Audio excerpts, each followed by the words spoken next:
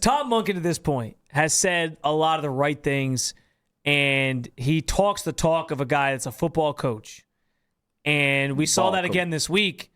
Jimmy Watkins, who you brought up earlier, was to ask him about the haircut thing and how it always just reflects back to the Browns being the Browns and whatever else. And he kind of pushed back a little bit and got a little testy and was swearing and cussing and whatever. And listen, I love this. Like he's the anti-Kevin Stefanski in that way. And I've been the one person banging the drum on like, this isn't a one and done situation. I think they understand where they're at. Todd's going to have some time here to kind of build this thing. And I think he's going to be a good coach. But I heard some conversations this week where it's like, what I'm hearing from a standpoint of how he talks is very Freddy Kitchens-esque. And are we falling for this all over again just because he says all these things? And when we get out on the field, it's not going to be very pretty. I don't agree with that, but I'm curious your thoughts on if you feel like we're getting if we're getting duped by like another Freddy Kitchens-esque scenario. So you asked me this off the record. I guess I need you to elaborate a little bit more or give a little bit more details of some of these conversations so I can understand what you mean when you say he sounds a lot like Freddy Kitchens. Like when you were having these conversations, what were some of the comparisons made? I guess I just mean like Freddy came in and he was saying all the right things. He was dropping these great one-liners like, if you're not wearing orange and brown, you don't matter, and all these different things. And we all fell in love with the guy who was like talking the talk. Mm-hmm. But then we found out later he couldn't walk the walk when it came to, here's what we're doing at practice. Here's how we're going to build a game plan. Here's how we're going to do these things. And it was just a total mess. So like Todd at this point sounds like a football coach the same way Freddie sounded like a football coach. But then the results weren't actually there on the field. And so I guess I'm kind of asking, like, do you think that's going to come with it with Todd? I feel like it is. But I know some people who feel like, nah, this feels like it's very much going to end similarly. He's going to be one and done, blah, blah, blah. And we're going to be having the same conversations. I disagree with that notion, and I can talk about more why. But I'm curious your thoughts on, like, if you feel like it's kind of deja vu all over again, or if you think Todd's going to be different. So I remember when Freddie got this job, and of course, Freddie came off as a guy that had a lot of punchlines, as you said a lot of the right things. I can think the same thing about Hugh Jackson when he got this job. He said all the right things. He seemed like he had a level of seriousness to his approach, and we see how that turned out. I think about a guy like Mike Pettin, right? You remember the whole you got to earn your stripe era? The Mike Pettin area? Yeah. You got to earn your stripe. And we've seen how that worked itself out. And so I think that with Todd Monken, the reason why I don't feel like this is a Freddy Kitchens situation is because Todd has a proven track record behind him.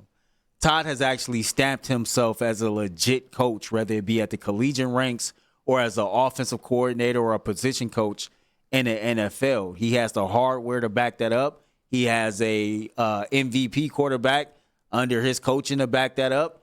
He has multiple players that has been drafted as first-round picks to back that up when he was the OC at Georgia.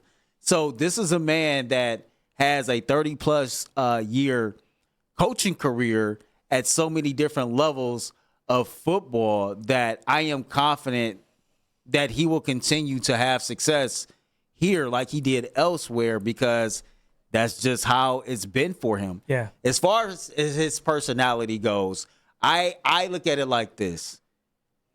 I am a person that begged for change, asked for change, and I think a lot of Browns fans wanted the same thing. You cannot ask for change and then, look at the changes that's here and try to over-critique it because it looks extremely different than what you're used to. Mm-hmm. We ask for something different. We ask for something fresh. We ask for something new.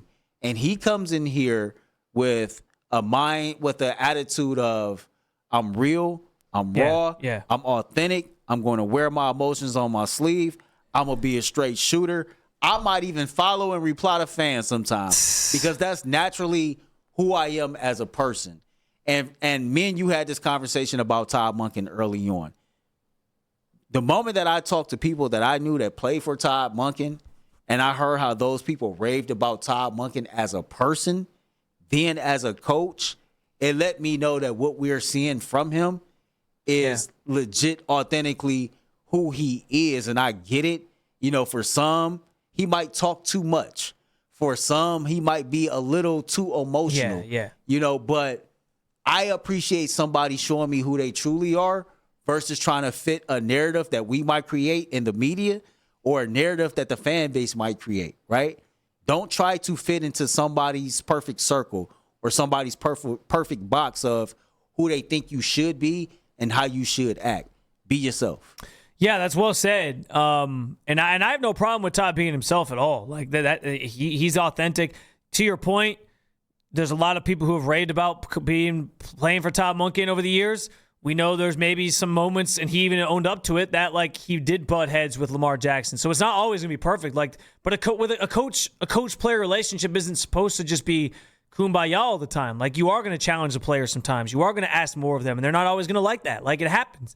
So here's two other things that I'll say in regards to why I think this isn't just like a one and done situation. It's not a repeat of history with him sounding like he's a football coach, but we don't really know. I think Todd Monken was more measured in agreeing to be the Browns coach than people think. He made a comment at the annual meetings about how he was watching. He had already been sort of watching like Jackson Dart tape, and somebody, I think it was a Giants reporter who asked him, like he thought he was basically going to be going to New York, and then the Browns opportunity kind of came along. And it was obviously something, first chance to be a head coach. He couldn't pass it up. But, I just think he made a comment in that answer where he kind of said, you know, I had to make sure it was the right situation for me, even still. Right. So I think he sort of got certain assurances and he talked it out and he made sure he was making the right decision, even though, it was great. It was the first chance he was going to get to be a head coach. I remember Jason actually asked him, like, were you getting worried that you were like, were you ever frustrated that, or were you getting frustrated that you hadn't gotten those opportunities? He said, like, no, if I had to be a coordinator, I would have been a coordinator. Like, I'm fine with it. So I think he's comfortable with the idea that, like, this wasn't like a desperation move for him. This was like, yeah, I'm getting an opportunity, great, but like it had to still be the right opportunity. And so he felt good about it from that standpoint.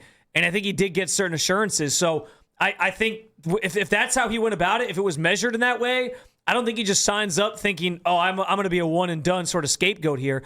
And the other thing I'll say too is we know his thoughts on Freddy Kitchens when Freddy Kitchens was here. There's quotes, there's receipts on that. Yeah. So I think just assuming because he sounds like Freddy in the way he's talking like a football coach. Remember some of our fan base tried to beat up on me because I said that, you know, when Todd Monken was here, we still had an offense that produced a 3,000-yard thrower, 2,000-yard receivers, and a 1,000-yard back. And everybody kept saying, well, yeah, that's Freddy Kitchens' offense. I was always told that Todd Monken, as the OC, did what he was supposed to do during the week, and that Freddy Kitchens out there on Sunday did whatever the hell he wanted to do. Yeah. Totally against the game plan that was installed the entire week. And that's the thing. Like, if to just assume he's going to be Freddy because, he sounds like, talks like Freddy did, where it's like he's got these great football. He sounds like a football coach. He's saying all the right things. I think it's kind of insulting to assume he's going to be like Freddy because he wants to be the complete opposite of Freddy. And he knows what Freddy didn't work because he was here to see it. So I disagree. I still attest, like, he's not going to be the first coach fired in this class. Maybe I'll be wrong. But I think he's not going to be the first coach fired. I think he understands what he signed up for. I think he wouldn't have signed up for it if he didn't. And I think the Browns know where they're at as a team. They got to give him a longer leash than just a year.